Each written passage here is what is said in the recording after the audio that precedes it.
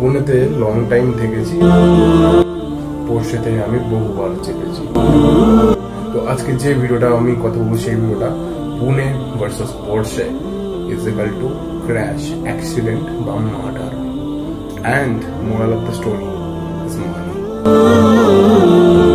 So পুনেতে আমি long time থেকেছি আর পোর্শে গাড়ি আমি চেপেছি। তো পোর্শে তোমরা জন্য একটি সুপার কার, আর আমি থাকি গাইস কলকাতাতে। আর তোমাদেরকে বলে দিই গাইস, 2015-16 সালে আমি কিন্তু জবে ছিলাম, সেটাও কিন্তু পুনেতে বেশ কিছু জায়গায় ছিলাম, যেরকম হচ্ছে বানের, তারপরে তোমার চাপ্তাটিয়ারি, তারপরে তোমার ওইসব সাইডে। প্লাস আমি কিন্তু বেশ কিছু বছর আগেও পুনেতে গেছিলাম, অটলনগর সামথিং, আতুলনগর। তো ওখানে আমার দিদিও ছিল। তো পুনের সাথে আমার একটা আলাদাই সম্পর্ক, আমি ওখানে কাজে ছিলাম, প্লাস আমার ওখানে ঘোরা বেশি ছিল, আর আমি ওখানের ম্যানেজমেন্ট জানতাম। তো এইসব আমি একটা কথা বলি, এইসব বলতে আমি তোমাদেরকে আসিনি। মেন যে কাজের কথাটা তোমরা দেখছো সোশ্যাল মিডিয়াতে গাইস ভাইরাল হচ্ছে একটা টপিক, সেটা হচ্ছে কিন্তু গাইস পুনেতে কিন্তু একটি পোর্শের অ্যাক্সিডেন্ট হয়েছে। সব থেকে বড় কথা, ছেলেটির বয়স কিন্তু গাইস খুবই কম, মানে বুঝতে পারছো, খুবই কম।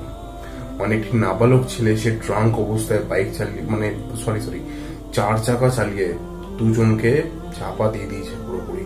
তো এর উপরে অনেক নিউজ বেরিয়েছে। তো আমি ভাবলাম কতজন ঠিক আমার রিয়াক্ট করা উচিত, বিকজ আমি ওয়েস্ট বেঙ্গলে থাকি। তো কি হয়েছে ওখানকার কালচারটা আমি জানি।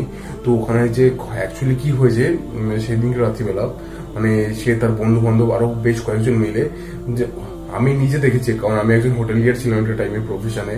তো আমি দেখেছি পুনেতে লং টাইম, মানে মিড নাইট অব্দি কিন্তু বার ফার এগুলো সব ওপেন থাকে। আর তোমরা বুঝতে পারছো এইসব টাইমে কারা চায়, মানে যাদের বাবার মায়ের প্রচুর পয়সা, ফালতু 900 টাকা যারা করে তারাই আছে। আর সেই ছেলেটা আইটি, সে ক্লেম করছে সে আইটি সেক্টরে ছিল, হোয়াট এভার সে কিছু ছিল সেটা আমি জানার দরকার নেই। সেদিনকে তারা নাকি এতটাই ড্রাঙ্ক ছিল যে তাদের মানে যে বিলের এস্টিমেট 48,000 হয়েছে, এবং মানে বার ক্লোজ করে দিয়েছে। তারপরে তারা নাকি অন্য একটা কোথাও যাচ্ছিল। তো তার দুটো বন্ধু বাইকে ছিল, মানে বাইক দুটো ছিল, আর বাদ বাকি তারা মানে পর্সে করে যাচ্ছিল। তো সেখানে সিসিটিভি ফুটেজে দেখা গেছে, দেন গাড়ির স্পিড গাইস প্রায় 160 প্লাস, মানে 200, বুঝতে পারছো। তারপরে বাকিটা সিসিটিভি ক্যামেরায় তোমরা দেখেছো।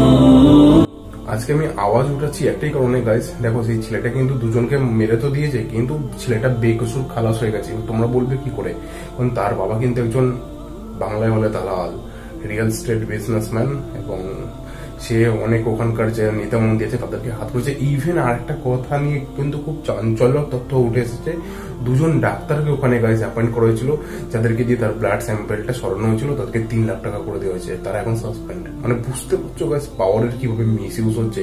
আমি গাইজ সেই মানুষের পাশে থাকবো যারা কিন্তু গাইজ সাধারণ, আর একদম আমিও একজন মধ্যবিত্ত ফ্যামিলির মানুষ, আমিও জানি কিভাবে মাটি থেকে উপরে উঠতে হয়। তো সেই ভাই বোনেদের জন্য আমিও পাশে থাকবো। আজকে তুমি ভেবে দেখো, সেই মানুষগুলোর পাশে কিন্তু কেউ নেই, যারা মানে পরিবার হারিয়েছে।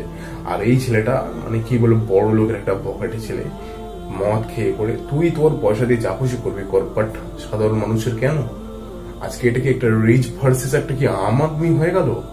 যখন সালমান খান যে কাণ্ডটা করেছিল একবার না দুবার, সেটা নিয়ে কিছু হলো না, কারণ তারা পেশাওয়ালা লোক, বুঝলে গাইস। আমি একটাই কথা বলছি, যারা ক্ষমতায় আছেন প্লিজ ক্ষমতার ব্যবহার করবেন না। যদি আমার ভাষাটা বুঝতে না পারেন, then please translate your language, my language, translate your language, then you should understand আমি কি বলতে চাইলাম। এই ভিডিওটা থেকে আমি কাউকে সেইভাবে ট্যাগ বা কোনো কিছু করবো না, বাট আমি এই ভিডিওটা থেকে একটা কথা আমি তোমাদের বলবো, আমাদের কলকাতার বুকে আমি তো নিজেও ডিউটি করেছি, আমি দেখেছি মানে বড় লোকের পকেটে ছেলে মেয়েরা থাকে, তারা কিভাবে পয়সা ওড়ায়। বাট প্লিজ তোমরা যদি আমার ভিডিও দেখে থাকো, একটাই কথা বলবো, কিছু পয়সা ডোনেট করো বা কিছু পয়সা ভালো কাজে লাগাও, অ্যাপ্রিসিয়েট পাবে, বা কোনো বিজনেসে লাগাও, অ্যাপ্রিসিয়েট পাবে। এইভাবে গাইস প্লিজ কারোর জীবন ওয়েস্ট করো না। আর একটা কথা বললাম আবারও, পুনেতে আমি বহুদিন থেকেছি, পোর্শেতে আমি চেপেছি, পোর্শে বক্সস্টার, ঠিক আছে।